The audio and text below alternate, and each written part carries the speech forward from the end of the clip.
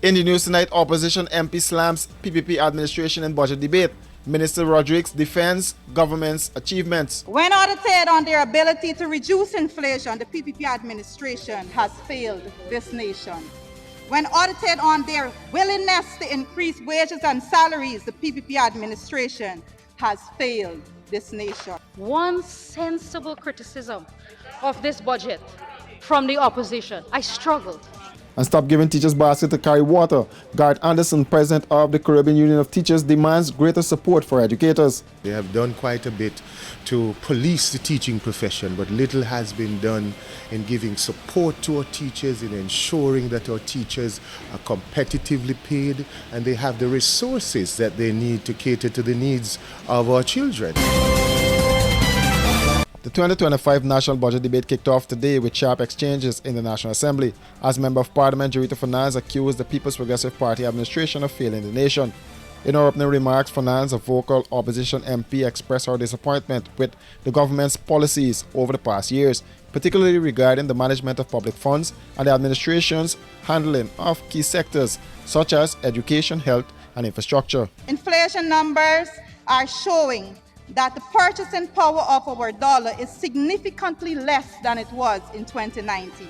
And yet, this administration is not taking inflation into consideration when adjusting wages and salaries and pension. Budget 2025 is now proposing increases in pension of 5,000 Guyana dollars and increases in public assistance of even less, 3,000 Guyana dollars. With a budget of $1.382 trillion, there is no adjustment to minimum wage mentions. Not for 1 second did they stop to consider the lowest earning public servants in this country that is facing 44.8% increase in the price of food items in this country. When audited on their ability to reduce inflation, the PPP administration has failed this nation. When audited on their willingness to increase wages and salaries, the PPP administration has failed this nation.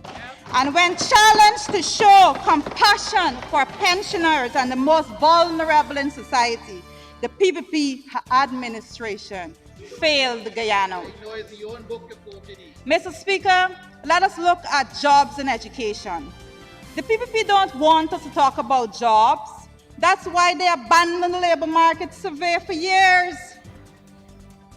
Mr. Speaker, this administration has mastered the art of grand announcement and hollow promises.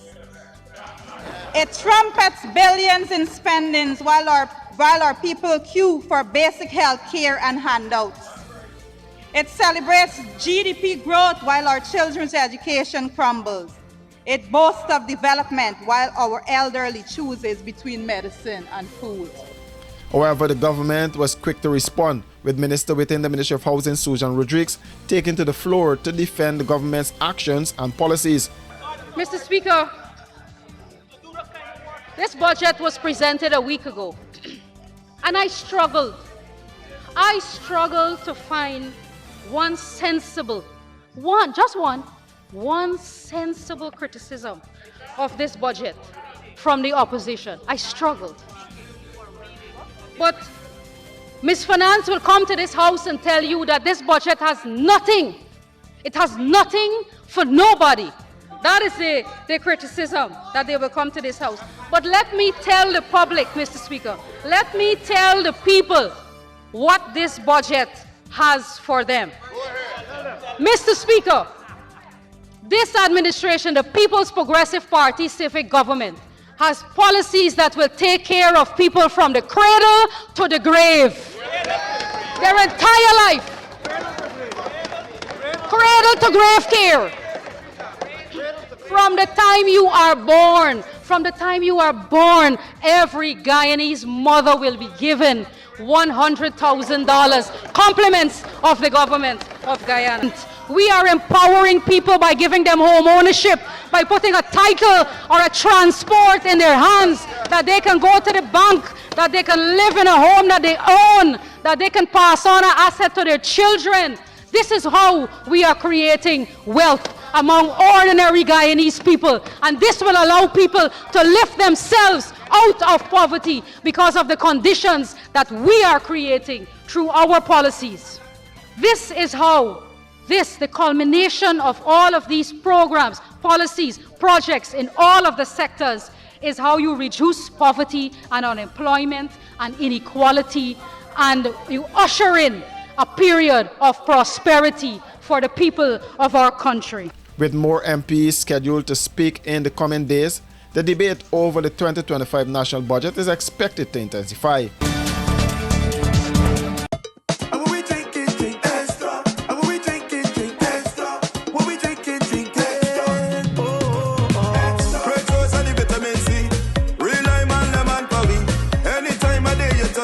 Extra lime, lemon, and you will agree.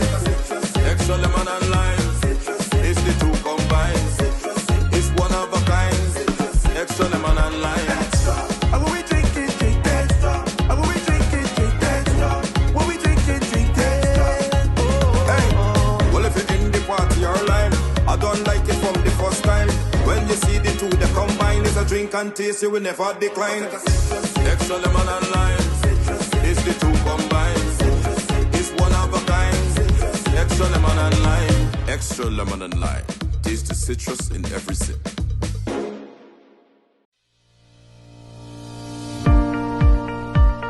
One of the things that would distinguish us from the other guys is our advancement in technology when it comes to security.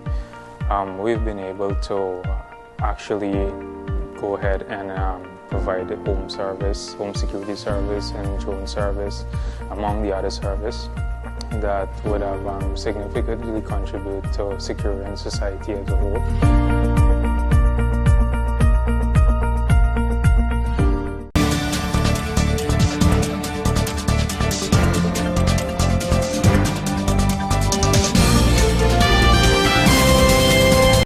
Garth Anderson, president of the Caribbean Union of Teachers, is calling on governments to put their monies where their mouths are and put the focus on education. He said that is our passport to prosperity in the region. Anderson stood in solidarity with Guyana Teachers Union as part of the global Go Public Fund Education campaign at the Guyana Teachers Union headquarters in Georgetown.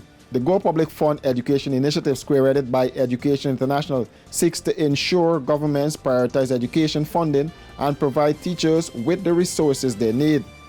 Where we are seeking to ensure that we get our members to understand the import of holding our policymakers, our governments in the region accountable as it relates to investing in education. For too long, governments have been giving lip service to education. They have done quite a bit to police the teaching profession, but little has been done in giving support to our teachers, in ensuring that our teachers are competitively paid and they have the resources that they need to cater to the needs of our children. And so we are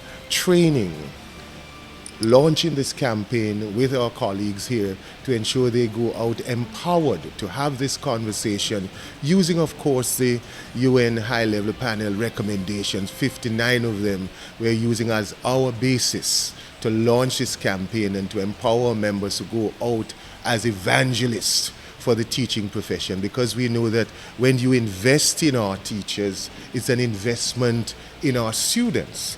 An improved environment for our teachers is an improved learning environment for our students. And for too long, we have been giving our teachers basket to carry water. We are saying that they must put their monies where their mouths are and put focus on education. That is our passport to prosperity in the region. For too long we are talking about what needs to be done.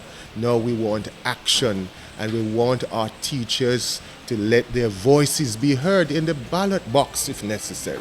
We get what we put in, he said. Because we are central to development of our region, and we are demanding the respect that when you make policies you consult and that you pay us for the work that we do. Because if it weren't for teachers, the police wouldn't be here, the politicians wouldn't be here. This is the mother of all profession, and for too long we have been left behind. Yet great expectation from the education system. We get what we put in. what is it we have been investing in education. It's full time that we change course, and we are hoping certainly in Guyana that that process will start, that engagement will start, that conversation around the status of education, what has worked, what has not been working, and how we are going to get things moving in another direction, meaning how we're going to improve education for all. The Go Public Fund Education campaign aims to galvanize educators and stakeholders to advocate for a transformative change needed in the education sector. For these and other stories, do visit us at our website www.rdproductiongy.com.